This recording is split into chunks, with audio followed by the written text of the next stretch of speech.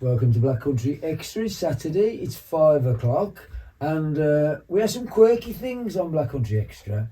And seems quirky, it ain't going to be quirky. It's going to be called Pest Interceptors. Have you got a problem? So I'm going to let the lads introduce themselves, and then we're going to find out about Pest Interceptors and what it's about. And so introduce yourself first, lads. Well, I'm Kristen. I'm Mark. And tell us about Pest Interceptors. Well, tell us a bit about yourself, and then Pest Interceptors come about then. Well, Pest Interceptors, I've been in the pest industry now for 15 years plus, showing my age a little bit there. Oh, I've been in it for over 10, well, no, about 14 years myself, but in a different capacity in sales to start with, and then moved over to being out on the road. Yeah, you used to work for Lodi, didn't you? Which Yeah. was a King Swinford based company. So yeah, I used to basically sell pest control products to pest controllers. Chris was one of my customers for many years. He used to come in and buy stuff off me. I got bored with sales, I started hating the job, etc. So I basically said to Chris one day, can I have a job? And he went, yes. That was basically my interview. I did make him buy me a pint or Yeah, two. we had a pint and I got a job. Yeah. That was back when he was a franchise. He was in a franchise originally, which turned rather sour. It did rather, yes. It was So what, were you working for like a big corporate thing and It then was, you franchised it out? It was a national company, Yeah. but I got into the franchise in the very, very early days. And then all of a sudden, the original guy who owned the franchises, he sold out to a corporate kind of setup. Yeah. And I didn't like that, and neither did any of the other guys from the original setup. So after a lot of to-ing and fro-ing and looking at legal expenses and things like that, I decided that it was time to leave and set up absolutely on our own, which was about 4 years ago. Yeah, 3.5, 4 years ago it was. It was quite scary at the time because we were about to plough a load more money into the franchise to buy another area, to buy the Wolverhampton area. And something in the back of your mind, Chris, was saying, don't do it. And we were just about to hand the money over, weren't we? You should always listen to those little voices in the back of your head. And it's always the same, isn't it? Because when you listen to those little voices in the back of the head, in your subconscious, they're always right. You know? If you get a gut feeling about someone, it's always right, it's never wrong. And if you deny it, it always bites you in the butt.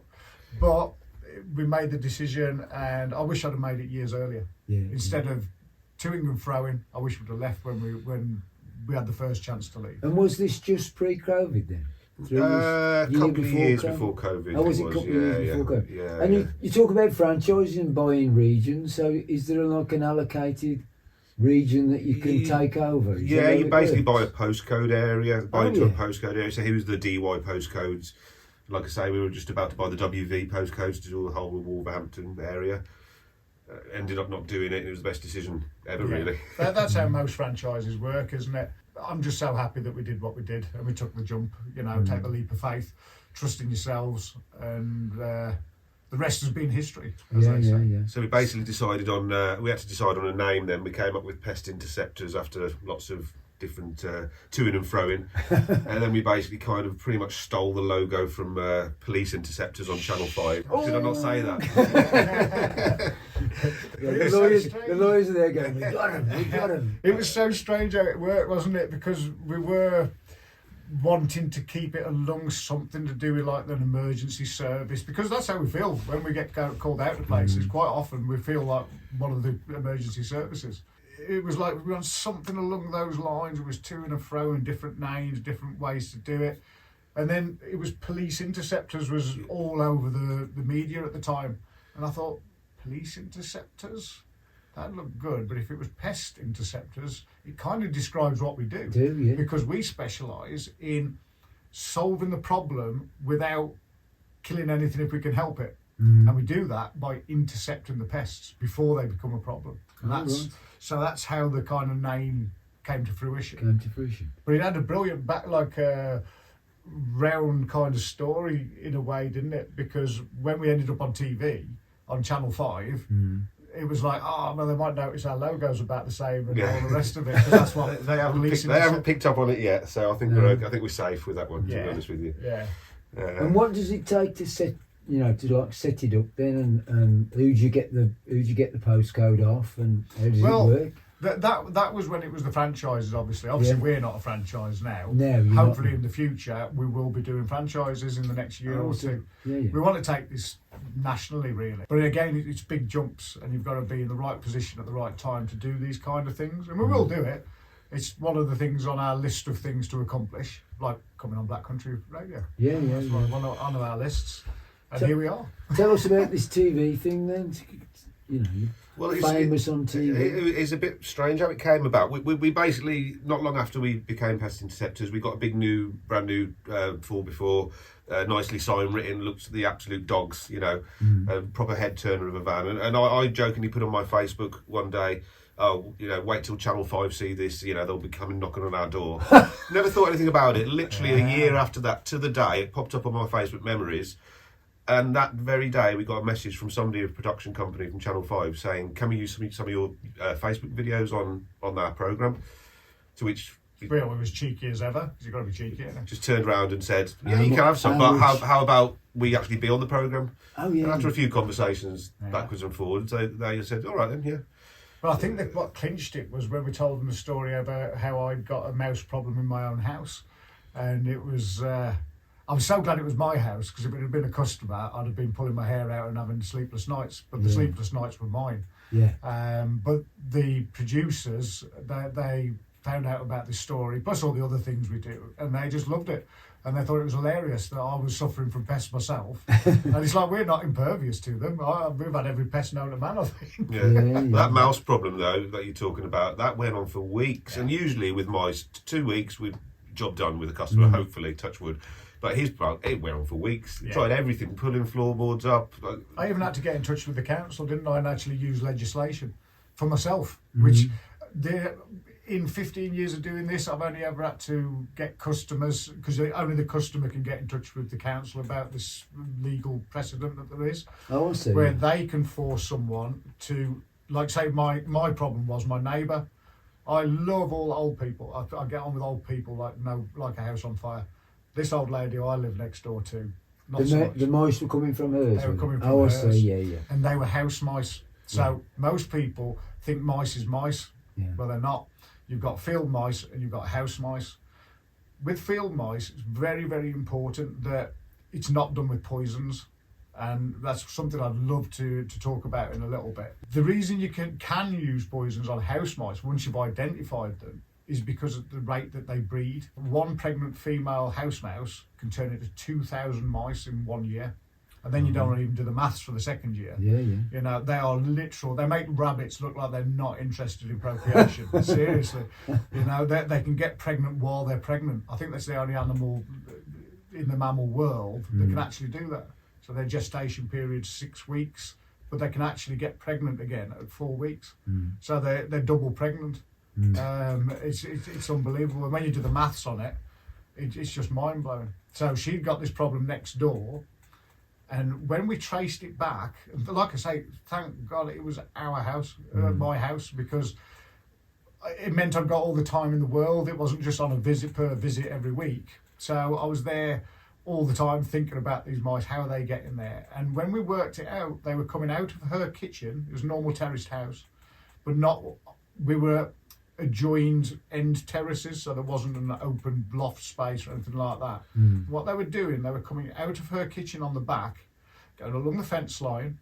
I had 3 outhouses at the back, and they were doing a little journey, climbing up some ivy onto the furthest building, and then getting on the guttering, on the one edge of the guttering, walking around that. And then they were finding that there was one lifted tile above my kitchen. They were getting in underneath that, and then they were going. It was like something out of a cartoon, really, wasn't it? Because they were getting on a wire that was like some old wire that was just suspended up in the loft. They were coming along that, then they were getting into the next part of the building where all the pipes for my boiler and things were. Where it That was went- warm. Yeah, and where it went underneath my bedroom floors, and that's where they were. And it was like every night. I think they were gone for a while, and it taught me a lesson though. It really did teach me a lesson, because up until that point, I'd never realised how much our customers were going through. And this was, don't forget, house mice. They're tiny. They're so small that sometimes they won't even set a trap off, and they'll sit on the edge of the trap. They'll literally be sat on it, and it's like, the noise that they make, well, imagine if that was a foot-long rat, you know, and rats, they're nowhere near as good at breeding as house mice, but you'll still get 200 mice off one pregnant female rat in a year. 200 rats. 200. 200 rats, not mice. Oh yes, yeah. That'd be a bit weird. But in Wouldn't this it? day and age, who knows what you can produce nowadays. So how long did it take you to get rid of them then? It was Did you about- was the legislation so that you could go into her house? That's right. Oh, I see. Yeah. Yeah. And what happened was the council did go round after a few weeks, but she turned on the charm and she was like, oh no, there's no mice there and all the rest. She was the most black country woman Yeah. normally I've ever heard. Even I couldn't understand what she was saying most of the time when she was shouting at cats in the garden and pigeons in the air and things. Yeah. And she like kind of charmed the person who was knocking the door, you know. And it's like I was actually like listening. I was thinking, go in, you know, you go and do what you've got to do. In the end, we conquered it by proofing and. And luckily, that's the first thing they showed on our episode, didn't they? Yeah. Is tackling his mouse His problem. problem. Yeah. We kind of had to set a few things up a little bit in advance. He'd actually already caught the mouse, but we had to go and put it back, pretend and we'd then just take caught it. You know? So otherwise, they'd have had nothing to film with. They, to be I honest think with it's you. still in my freezer. You know? Yeah, he did that for a while. Chris had lots of different animals in his freezer ready Oh, for lovely. filming purposes. We had was it squirrel? Oh, don't start me on the squirrel story. No. Oh man. Well, do start me. It's, you know. Well, I'll tell you what, we'll play a record, then we'll have the squirrels. Okay. It's really interesting. What a fascinating programme here on Black Country Extra. Anyway, we sort of loosely tied the music into the pest thing, and it's Queen, and Another One Bites the Dust. Well, that's update, Another One Bites the Dust.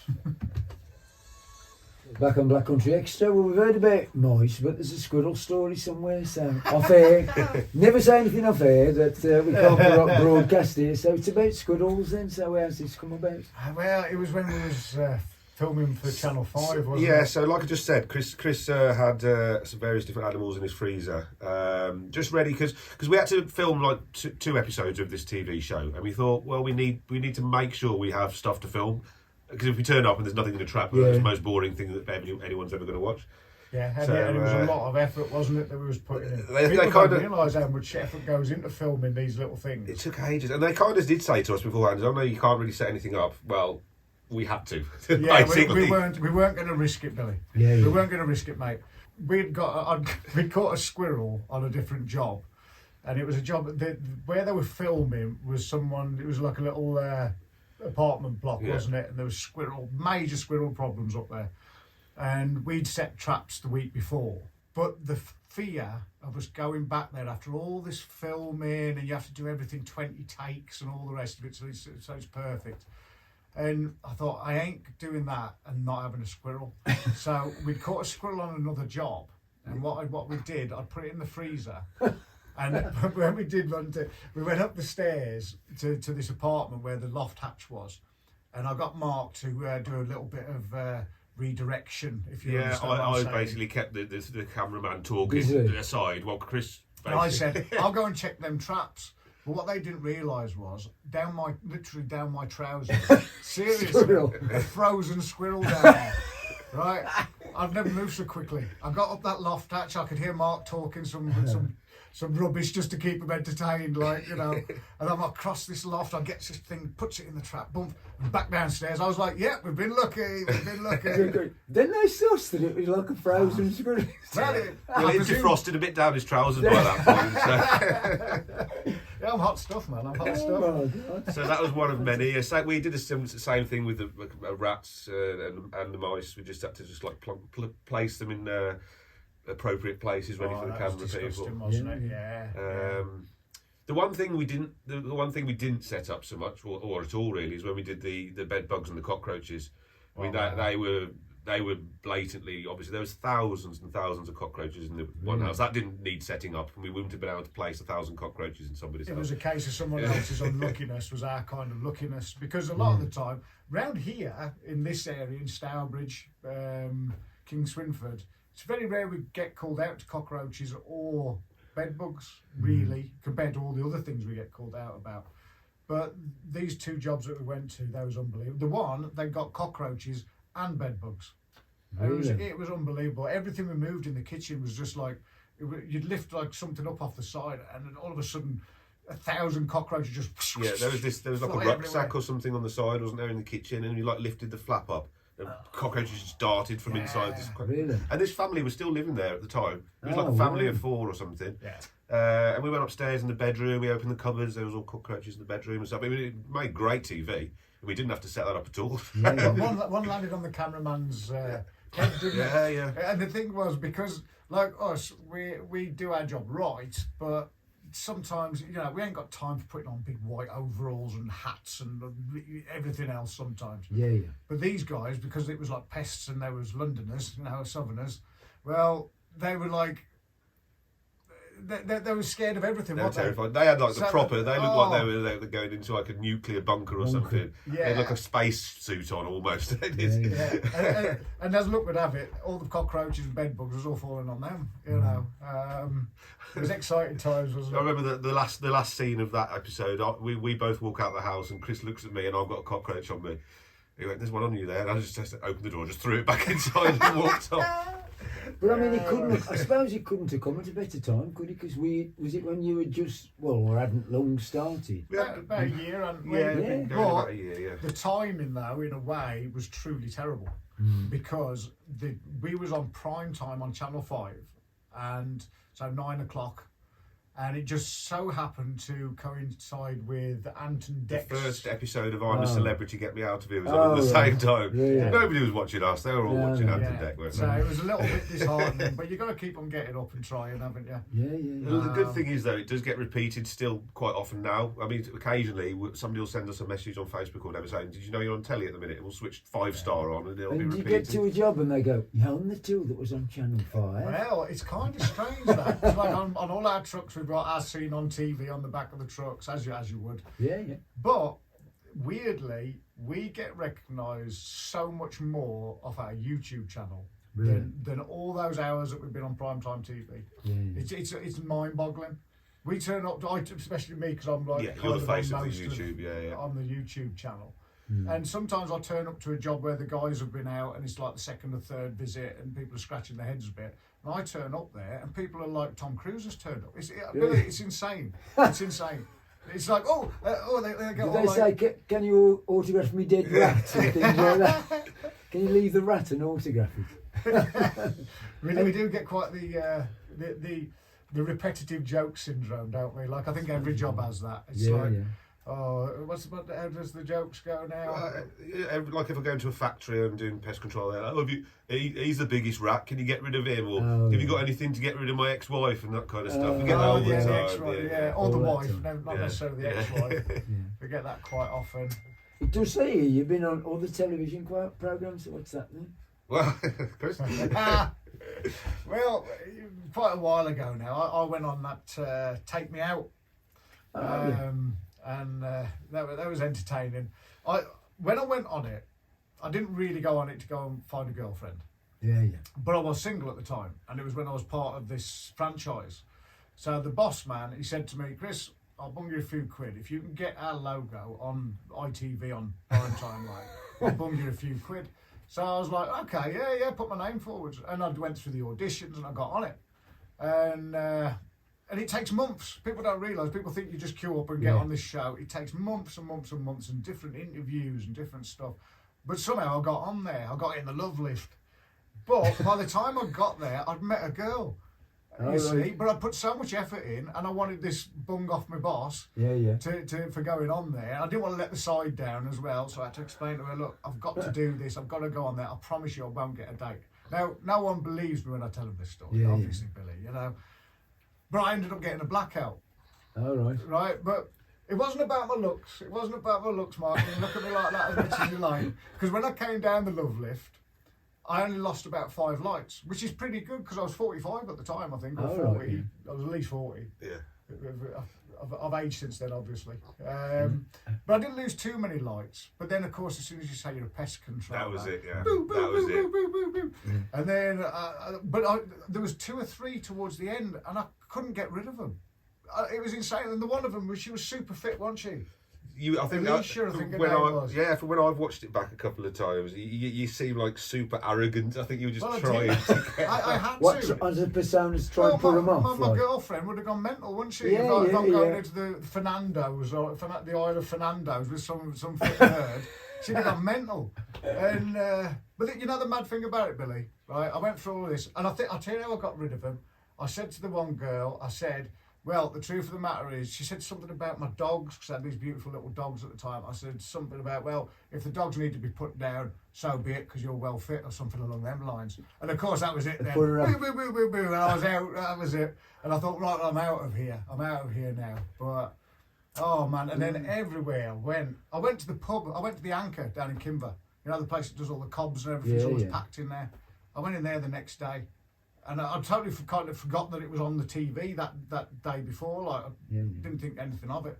And I'm stood waiting for me cobs, and I'm stood there, and I could feel people staring, you know, like, I was like, I turned around, then all of a sudden it started, oh, no likey, no lighty. And honestly, everywhere I went for about 6 months. Everywhere I went, I'd be stood in the bank, and I'd hear people go, oh, no likey, no lighty, and all that. And you're like, oh, God, Bennett. But it was fun. It Great was stuff. fun. We'll play another record and then we'll maybe talk a bit about the philosophy of what you do, you know, and it says you like to save bees and things. So obviously the thing is you got pest control and all that, but you don't kill anything unless you've got to, do you? So Correct, that's yeah. really interesting, and it's in a way. So it's Suspicious Minds, but the line is Caught in a trap. caught in a trap. Hopefully. Elvis Presley. Back on Black Country. No, it's Saturday night and we're talking about pests. So, what's the philosophy about what you do? Because you're pest control, you just think you go in, bang a rat over the head with a hammer and then go home, like, you know. So, but it's not that, is it? Simple, eh? It was that simple. You know, the crazy thing about it is, there's three of us, which is the main team. My son Ricky, Ricardo, Mark, obviously, and myself. And none of us like killing animals. We're all really big animal lovers. That could come out wrong. It sounds like I like elephants. I used to have pet rats myself up until a couple of years ago. Oh, right. So I'd spend my day at work out killing rats, and then I'd come home and look after my rats. Look after them. My girlfriend even said, "Don't let them see you. Don't let them see you wearing your pest control top." I'm like, "What?" They are clever, though, right? Is that something that you've always had inside you? As Absolutely. something? Yeah. And I think it's pushed us over especially the last few years, just to do things more and more humane and environmentally friendly, and to not kill things if at all possible. And pest control mostly can be done without killing things if you do it in the right way. For most things, Yeah. So there's some things that I have no pity for whatsoever, Like like wasps, Yeah. bed bugs. Bed bugs, they're disgusting creatures, man. Aren't they? They're vile things. But the bees, I mean, over the last couple of years, we really have specialised in the removal of honeybee colonies. We've got our own hives that we take the bees to nurse back to health, sort of thing. Chris will tell you more about that. I don't get involved in the bee stuff because I'm scared of anything that stings. Yeah, Really? because one of the It's two. like Katie who comes to the dementia programme. She said, I'm all right with anything except blood and sick. And I went, well, don't you have that a lot where you work? And he goes, well, yeah, but I have to get somebody else to deal with that one. Yeah.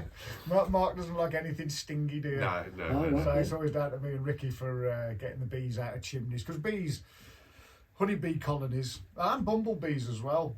We come in a month's time, we'll start getting calls about bumblebees. And they're always tree bumblebees. But hopefully we'll get some questions about those in coming episodes. But the honeybees, it's a massive job. It's a massive job.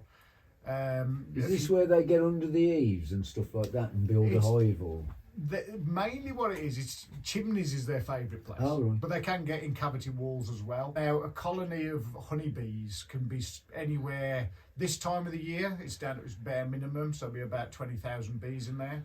But in the height of the summer, that can be 70 or 100,000 bees, and the colony can be huge. We've taken them out of chimneys where they've extended down the chimney probably 20 feet, and that's all honeycomb.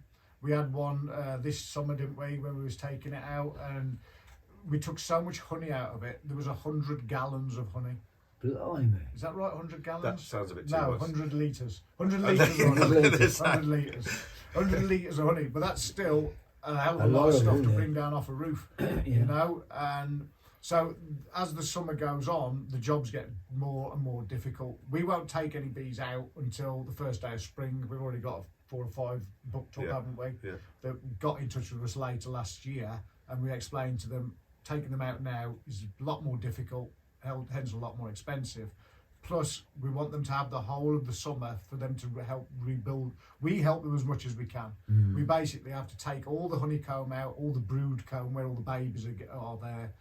Try and find the queen. If we can find the queen, but in the middle of 70,000 bees, that can be quite hard when she's only a millimetre longer than all the rest. And then we put them in what's necessary for them to carry on living.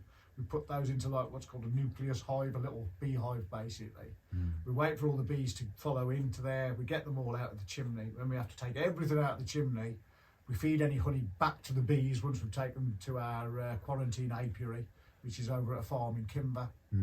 And yeah, I mean, it's become a whole part of our job.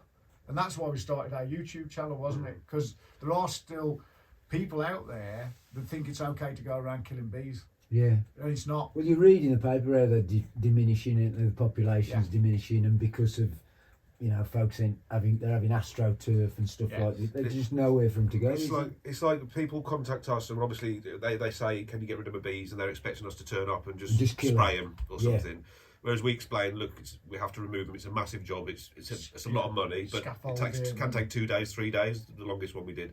But then they'll ring another guy, an unscrupulous pest controller, and they'll say 100 quid, I'll come and whack them. Yeah. And that's what we're competing with, because people, they say they're environmentally friendly and ethical and stuff, but when they get the option of 2 grand for us to remove them or 100 quid to come and whack them, they'll pay the 100 quid, won't they? But so that's the thing is though, now because of legislation changes and label changes, there's not really a legal situation when you can be killing bees, because you have to, this is the crazy thing about pest control and the law, you have to use the least toxic method available, and you mustn't do anything other than go down the least toxic method all the time. Well, if you're doing that, you ain't killing no bees, because the least toxic method is to take them out and to use a toxin on them. Anyone that of the insecticides that could be used under certain circumstances, and usually that's a health and safety thing. Well, to use those insecticides, you have to open up the colony anyway. So it's no good just spraying in the entrance. You've got to spray the whole colony. Well, at that point, you're breaking the law, because you could take them out, which is non-toxic at all. And who wants to be killing things if they don't need to? We do the same with the rats, don't we? We're the only company in the country, if not the world, to sound a bit like Jeremy Clarkson, that can do vegan rat control. We can get rid of your rats without killing a rat. It's mind-blowing. So how would you do that then? I mean, I can't it's a trade secret. I could tell you, but we'd have to kill you. Yeah, absolutely. Well, believe me, there's a lot of people out there trying to find out how we do it. But I've spent many a sleepless night working it out, working out the rat behaviour, working out. You have to think like the pest sometimes. I have to think like a rat or a mouse some days. We can't do this with mice. We can't do that without hurting a mouse. But with rats, we worked out a way to do it, and we've got a 100% success rate. But when we started putting that out on Facebook and an advert, honestly, I was terrified that militant vegans would attack us. Because they'd look at our YouTube channel or our Facebook page and see, well, oh, they're not vegan, but just this one product is a vegan thing that we do. And we never got any grief from vegans. They were nice as pie. It was something that I'd built up in my own head, because you believe what you get told by people. He thought his house was going to get firebombed by a big group of vegans. Well, let's not tempt fate. Let's not tempt fate. But the truth is, all we've had, grief-wise, is off hunters, farmers, sadly, and other pest controllers, calling us con men, or because they don't understand what we understand, and they think it's all about killing.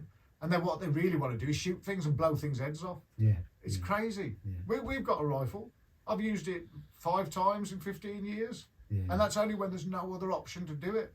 And don't get me wrong, even though we're animal lovers, there's still that hunter kind of thing in your head. When you are hunting something, you do get kind of quite a thrill out of it. But it's also, if you can do it without hurting anything, well, do that. do it. And has there been a shift? Because I mean, you see documentaries about that, about more, more animals coming into the urban. They're become braver, so they're in the urban city. So is there a bigger problem in the cities now than there used to be? I'm not sure, to be honest with you. Well, foxes is a good example. Foxes, yeah, you see them all over the place. Well, another good example is badgers, which are highly protected. We can't go anywhere near them, but we get phone calls about them all the time. It's strange, isn't it? It's like the same with bats. They're so highly protected, and it's like, why? Yeah, why are they? It's like if somebody rings us up and they say they've got a wasp nest in the loft, for instance, and we go in the loft and we see evidence of bats, like bat droppings or whatever. We have to get out of that loft straight away. We can't do anything. You can't go in. You can't even go in there legally if they've got bats. Yeah. Was it £10,000 fine per bat or something if you kill bats? And it's the same with that's badgers. That's for disturbing. Yeah. So pipistrelles, which is the one like the little tiny bats you see on summer's nights, really common bat. You can have 5,000 of them in a colony in your loft. Well, if it's 500 quid or £5,000 per bat that you've disturbed, not hurt, disturbed it. Like woke it up. We always say to people, if we do find evidence of bats, we always get out of the loft and say, "You've got bats. Do not tell anybody you've got bats. It's the worst thing you could possibly do. You won't be able to have a loft conversion or get the wasp nest treated or anything like that. Yeah. Well, you see, another part of it is like with the badgers and the foxes. Well, people are feeding them. And the squirrels, the grey squirrels. People think squirrels are such a lovely, fluffy animal and all the rest of it. They really aren't. They're decimating the songbirds. They are literal. They are omnivores. They will eat anything that they can. They will eat songbirds' eggs. They will ruin your house. They'll literally ruin your house. They'll chew through. You know when you see a beaver chopping down a tree? Yeah. Well, you get a squirrel up in your loft, mate, and that's what they do to all the joists in your loft. Blimey. Literally, they'll just go through them. So they love to chew because they're rodents. They've got to keep them front teeth down.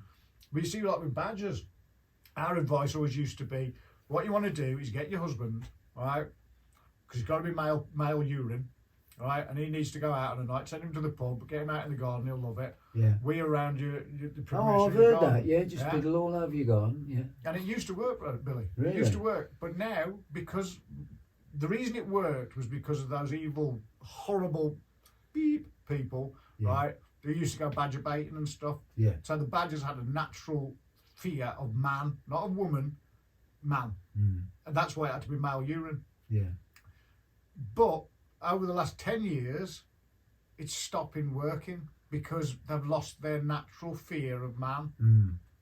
And it's people think they're helping certain parts of the animal world, and they're not. A lot of the time they're inadvertently making life bad for them. It's like your foxes. The amount of foxes we see, and they're full of mange and stuff. One of my little terriers got the mange off from going down foxes den the once. Not hunting the foxes, by the way. It's just that's what terriers do.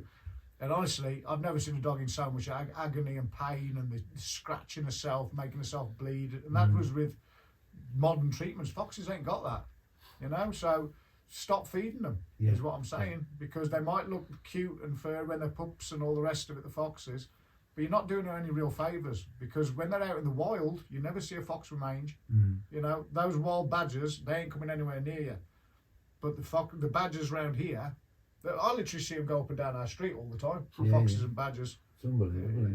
They're everywhere, and they're not eating what they should be eating, much the same as we're not, because they're eating the same rubbish that the corporations are giving everyone to eat that we shouldn't be eating. It's all sugar and salt, and of course they should be eating wild stuff.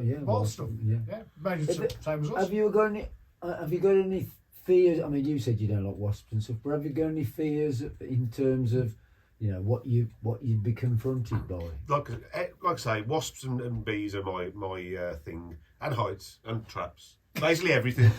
Everything. So do you make the tea while you get I'll just take the phone calls and send them out to do the job, pretty much. That's how it works. Take the money. I'm going to have to think about Chris has got a bit of a fear of mice. If a mouse was to run across the room here now, he'd be jumping on that chair. Really? Whereas that kind of thing doesn't bother me. And his gag reflex as well. It's hilarious. You'll see it on the episode of the TV show we're on. if he smells a dead rat, he's like heaving. I'm Oh, just fine. yeah. I can pick it up, put it in a bag, no problem. He's down there heaving, throwing up. Yeah. I honestly, I'm not squeamish at all with things like that, with smells and things. But I'll tell you something, my fear of mice, it's one of them things when I go to a mouse infested house, it's very rare we ever see a mouse, right? Yeah. Because they don't want to meet you basically. But if it's a really bad infestation, I always say to the customer, look, if one runs across there, I'm going to be jumping over your shoulder, squealing like a girl before I know what's happening, because I've got a phobia of them. And they always find it hilarious. And the bloke will always go, oh, yeah. Yeah, big man. Right, big man. And the amount of times one's run out and he's been jumping over my shoulders and then I've jumped over his shoulders again. And the woman's always stood there just going, what's the going matter on? with you? Yeah, It's what's just a going mouse. You know? Oh, it's making me go, oh, thinking now. Just We're the playing thought one. back on Black Country Extra, talking pests. So the idea is that people need to get in touch and get questions, and you can answer the questions, whatever they are, really. Either solve them or give them a pointer some way. They can get in touch with the radio. You can get in touch with Black Country Radio, info@blackcountryradio.co.uk, and just say, here's a question for the pest blokes, and then if we do get in you, we can let you know. But how else can they build up like questions that which way? You've got a YouTube channel, ain't you? So maybe Oh through yeah, YouTube. a YouTube channel. It's going from strength to strength, Billy. It's mind blowing how many people get in touch with us already through it. In fact, we're filming this right now to go on there to see if we can get some questions from around the world. We've had, how many viewers have we had now? It's over 33 million views on our YouTube channel now. 33 million? 33 Yeah, million. and that's kind of in the last couple of weeks we've got that. It's weird. It picked up a video, didn't it? Yeah. A little video that we did 4 months ago, was it, or something, and just punted it out to people. It seems like, and it just The went up and algorithm up has and up found and us, up and up. hasn't it? Oh right, You know. yes. So we're hoping that we'll get some questions off YouTube as well. So any of the people watching us on YouTube from around the world, Yeah. you can pick up Black Country Radio, can't you? Yeah, Just by anywhere. going online. Yeah. Black Country Extra. Extra you can pick up anywhere .co.uk. from your phone app. Anywhere in the UK, anywhere in the world, you can go into Radio Garden, download Black Country Extra, and then you can send the questions. Because a lot of through people that. are quite confused about when we say we're from the Black Country on YouTube. Oh, we And do they're they? like, what's that? Yeah. So we'll have to explain that to a few people. They can email us directly if they want to. It's help@pestinterceptors.co.uk. Could drop us a message on Facebook, YouTube, like we said. Yeah. I think we just want to. Part of the thing we want to do as well, really, is there's that many people trying to deal with pest problems themselves, and they're doing it not so much wrong. They're doing it in a bad way for maybe the environment or the pest they're trying to kill or other wildlife. So we Yeah. kind of want to educate people as to they think they're doing the right thing Yeah. because they pick up a box of poison from the shop or whatever. They just throw it outside. They don't realise that your neighbour's cat could eat it or the birds or whatever. So we want to try and educate people to do Yeah, things and- in the right way. There's always the bloke down the pub, isn't there, or the know-all who milkman, knows and everything, everyone knows everything about our job. Yeah. And it's like, well, obviously you don't, because otherwise I wouldn't have a job, would I? Yeah. You know, we wouldn't have a successful business doing what we do if it was that easy. And it's not that easy. No, and I'm no, obviously guaranteed, not. Billy. Well, people are not to do listening it now. like you do it, like you say. You can get some bloke who'll go and shoot something and Yeah. for £100, but that ain't the point, is it? What we It's do bigger is than that. we show people how to get to the root cause. Because if you get to the root cause of any pest problem, the pest problem's gone and it's gone permanently. Because that's what you want. You don't want to just keep on putting poison down or insecticides, because these are all toxic things. You know, we don't want these things in the environment. And the way things are going, if they find more birds of prey and owls and stuff, when they find dead bodies, the government, they test those. And there's more and more rodenticides, which is poison basically, Yeah. rat poison, mouse poison, Yeah. in them bodies. Oh, right. And it's going to get to the point where it's taken away from the general public, that option. So together we want to help people, and we'll show you how to do it without having to kill something by making it internally bleed until it's dead. You know, it's like this humane traps thing, isn't it? You know, where people think they can catch a little mouse and they take it down the road and release it. The mouse just comes bloody back, mate. Yeah. That's what Runs in. happens. And if you're taking it somewhere, even if you own the fields that you're taking it to, you're breaking the law. It's a criminal offence to do that. So, and it doesn't work. It really doesn't work, you know. And do you do much schoolwork? Do you educate from the kids upwards. No, it's not something. So that's the field, got isn't it? I would into, yeah. imagine you'd be incredibly interesting, wouldn't it, for It's them? just something to look at, really, isn't it? Yeah. It's the Yeah, time, yeah. isn't it? Well, 'Cause time, we're- yeah, because you're always really busy, Yeah. aren't you? In fact, I've been waiting for a school to get in touch with us for ages because I've had that wasp nest up in the shed. Because wasp nests are amazing, absolutely amazing. When you take them apart Yeah. and you look inside, construction they're of them. yeah, they're so intricate and perfect. You They're know? also terrifying.